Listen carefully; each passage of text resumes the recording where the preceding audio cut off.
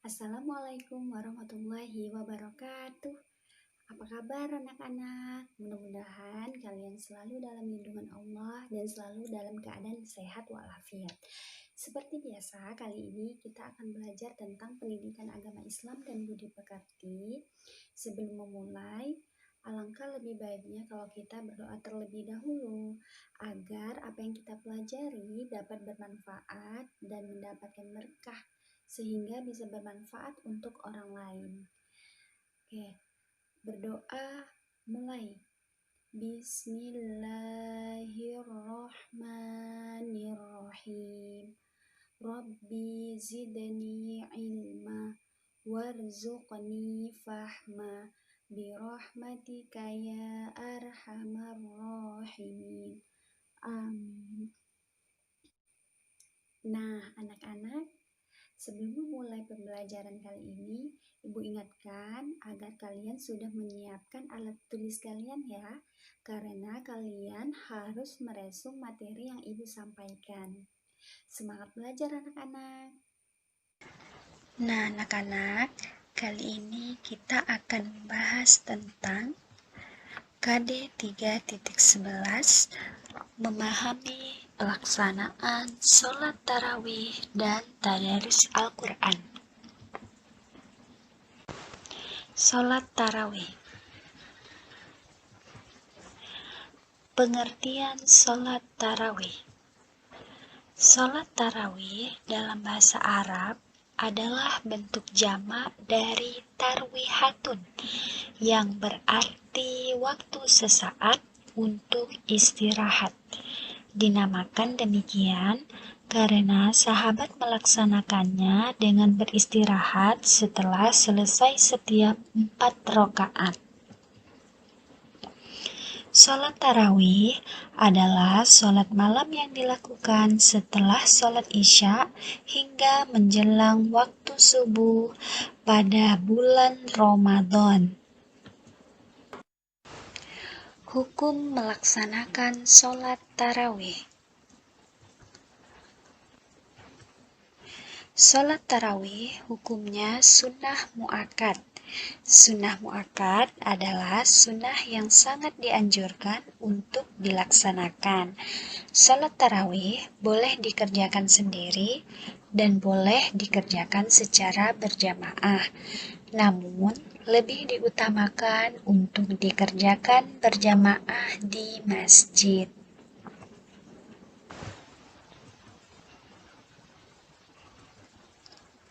Bagaimana cara melaksanakan sholat tarawih? Pada masa Nabi, sholat tarawih dikerjakan sama seperti sholat sunnah biasa. Yang membedakannya adalah niatnya. Nabi mengerjakan 8 rakaat dengan 2 rakaat 1 salam. Selanjutnya dilanjutkan dengan sholat witir sebanyak 3 rakaat.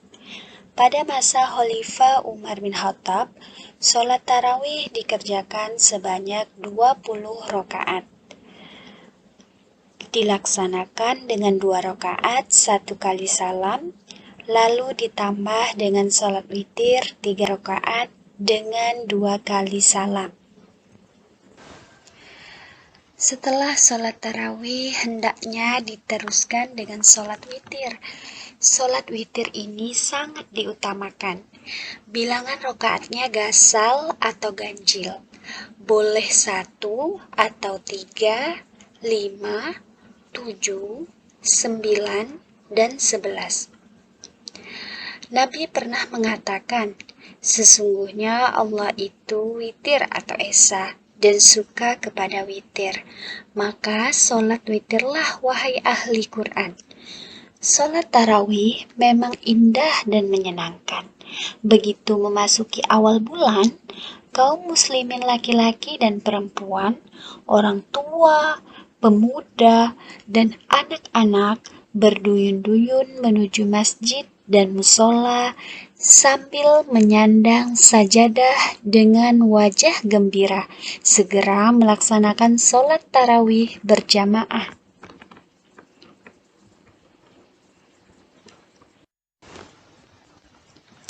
Keutamaan sholat tarawih. Ada beberapa keutamaan sholat tarawih. Di antaranya ialah sebagai berikut. Yang pertama, dapat menambah ketaatan kepada Allah Subhanahu wa Ta'ala. Yang kedua, Allah Subhanahu wa Ta'ala mengampuni dosa-dosanya. Yang ketiga, pahala ibadah ditulis seperti sholat 1 malam penuh. Yang keempat, mempererat silaturahmi sesama kaum muslimin. Selanjutnya, yang akan kita bahas adalah tadarus.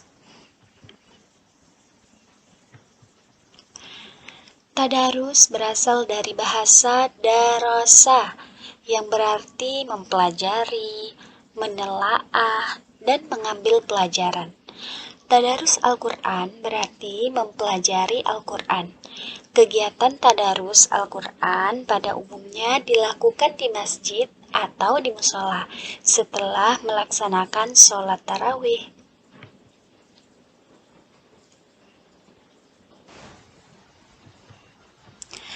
Pada masa Nabi Muhammad, tadarus dilakukan dengan bermacam-macam. Ada sekedar membaca sampai hatam, ada yang menghafalnya, ada juga yang mempelajari isi kandungannya. Setiap bulan Ramadan, malaikat Jibril selalu turun untuk menyimak bacaan Al-Quran Nabi Muhammad dan memperbaiki apabila ada kesalahan. Lalu, bagaimana ya tata cara tadarus?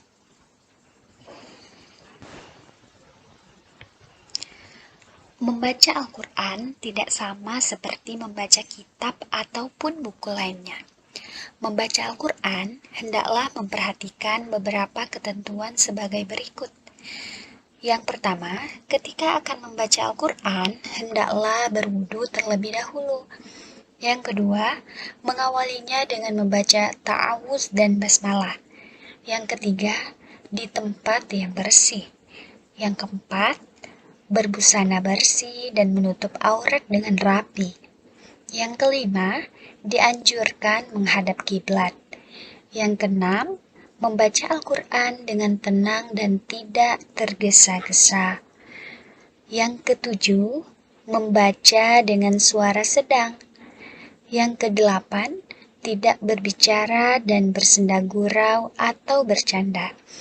Tadarus Al-Quran sebaiknya dibimbing oleh orang yang sudah mahir membaca Al-Quran, supaya bacaannya dapat ditingkatkan melalui bimbingannya. Manfaat tadarus Al-Quran. Tadarus Al-Quran mengandung banyak manfaat, antara lain seperti di bawah ini.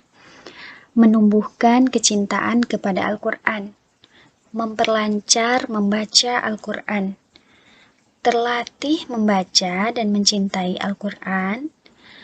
Yang keempat, mendapat pahala yang berlipat ganda dari Allah Subhanahu wa Ta'ala.